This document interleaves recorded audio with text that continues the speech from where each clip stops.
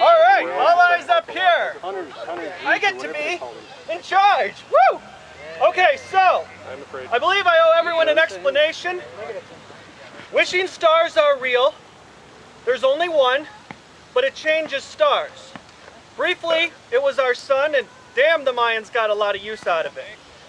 Anyway, last night, I made but one wish in my entire life on but one star, despite how astronomical the chances are of getting that star, literally astronomical, and despite that it was but one wish, and despite that it was completely overcast last night, I wished upon the wishing star.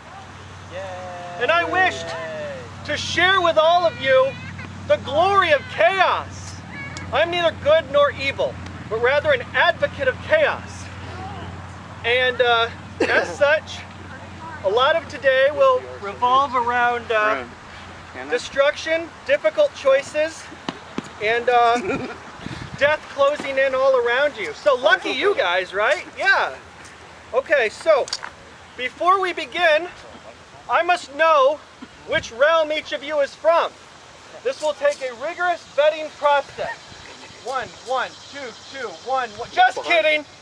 Nope, not doing it that way. That's lame. So here's what I'm going to do. I'm going to pose all of you a very ancient question. It's been the source of rivalry since before we were all born. But today, we will conclusively put it to an end. When I ask you this question, do not indicate your answer. You will simply hold that in your heart. We have no collusion. You hold your answer in your heart, and when I clap my hands, you will step where your heart guides you. So, if you are an awe-inspiring marvel, when I clap my hands, you will step towards me.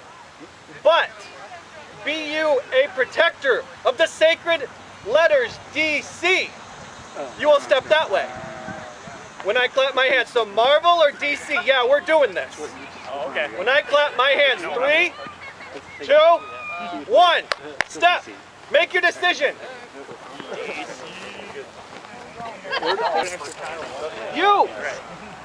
You have been plucked from your respective dimensions, and the world around you goes dark. Then, a pillar of fire erupts from the ground in front of you. There are 2 more sources of light through what looks like windows to your respective realms. In your mind, your thoughts coalesce into the phrase, lead the fire, heed the fire. They are not your thoughts, but you know immediately that you must either destroy another's realm or have your own realm destroyed. That is when you notice the knights of the opposing realm across the chamber, as the same realization dawns upon them. Okay, the rules are simple. A herald will assume the role of the flames of Hades. You must guide the flames to your opponent's portal. You see, the realm of DC is through those blue cones, which is the portal. The realm of Marvel is through those red cones. DC will be there. You'll try and get him over there to the red cones. Marvel will be there. Yeah, those are the red points over there. So yes, if you're red, you want to destroy blue. If you're blue, you want to destroy red. However, the catch is that if you touch the fire, you will die! You don't want to touch it. If your weapon, shield, or other item touches him, it gets hot, and you have to drop it before you can use it again. How do we move him? Oh, and for the sake of ratings, if your garb glances him, we'll just imagine that the garb is cinched. You do not have to remove it. Okay, so the fire follows a path, this rope in the center. He moves in a clockwise direction. The path can be moved by hands, weapons, or what have you. You may not remove it from beneath the fire. If you do, he will kill you. Like he bursts it, you die the moment you remove it from beneath it.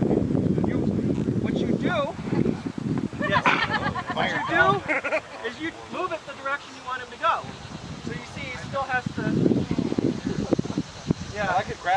into him? Don't be grabbing at him. Just your pillar. Your pillar. Okay. Okay. I will So grab the big bar into him in a heartbeat. you have. I will volunteer.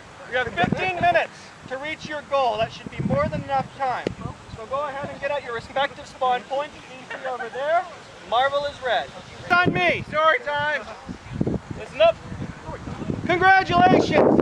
You decimated a large portion of your foe's world. You monsters!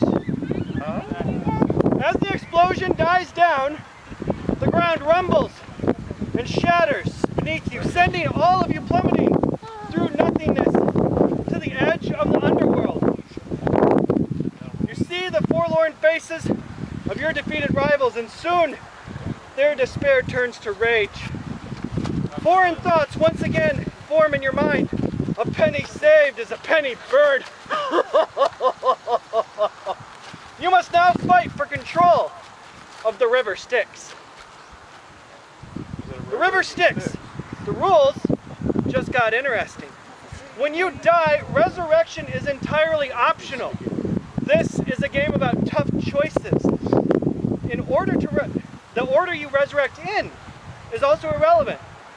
To resurrect, you must pay the ferryman for a ride.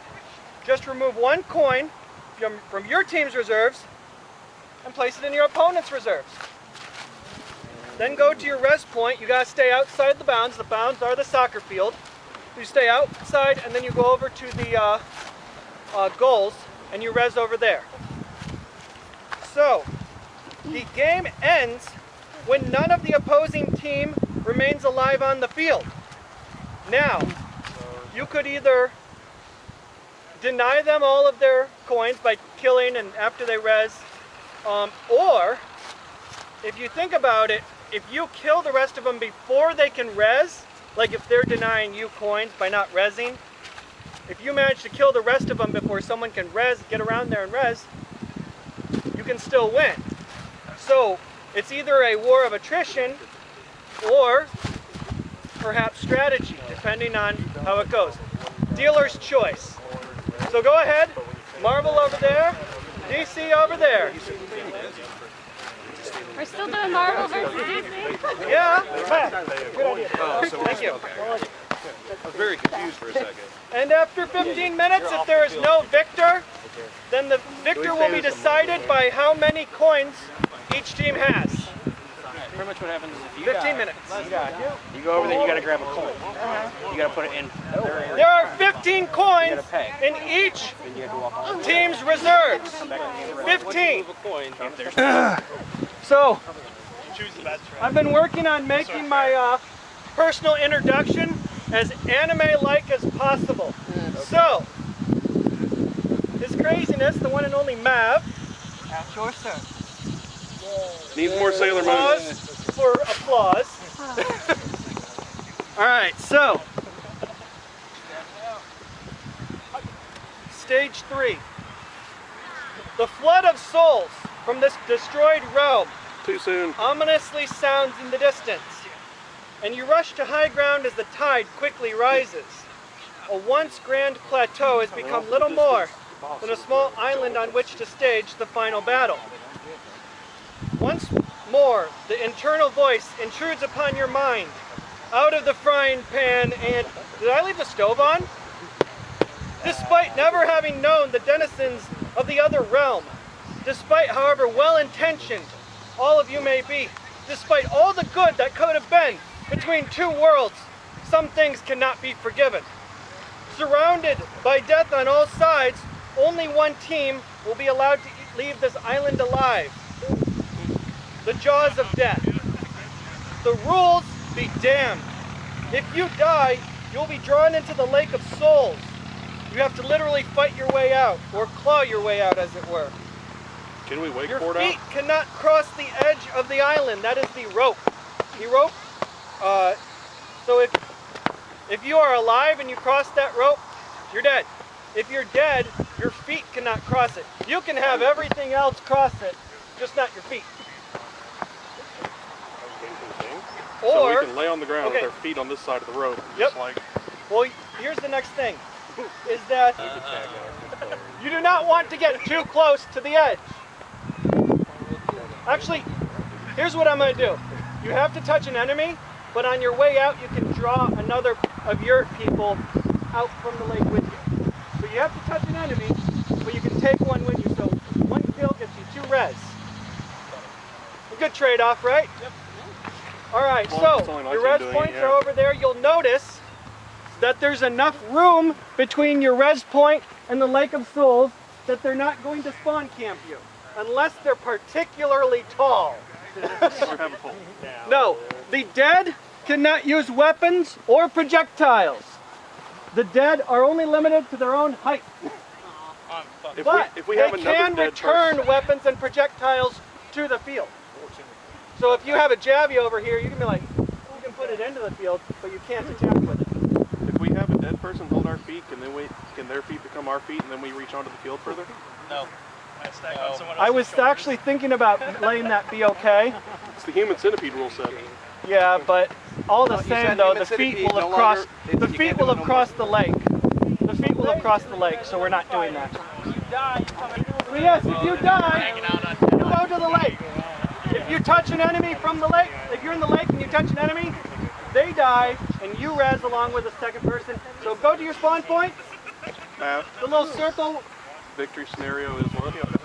Victory scenario is when all of your opponents are dead. Sweet. So yes, the jaws of death will be closing in on you from all sides around the lake. So go inside your semicircles by your spawn point. You're probably wondering what each of these things connects, how each of these things connects. Not really. Well, pay fucking attention anyway, because I have absolute power for the rest of the day. The churning lake starts to calm as even the newly dead souls of your enemies start to find peace. You take a deep breath, just glad to have made it through alive, though you will carry the cost with you as you are returned to your universe as quickly as you were plucked from it. There's more. You are finally free. The second round is very important. Had you lost the first or third round, all those coins you had could either be used to fix your realm or bring you back if you died in the third round. So you could return to your realm or save your realm if you had won the second one. However, since DC won all 3 rounds, they do not need to res or fix their realm. Instead, they get to use those coins to gain riches for their realm. They trade them for divine treasures. So DC has returned victorious. They saved everyone, and they bring divine treasures back to DC. And Marvel, you let me down. Let me down. Your realm is destroyed. You're dead, and you have nothing to show for it. The Marvel Zombies? I've only got good movies. Okay, yeah, Marvel Zombies. Storyline. Woo!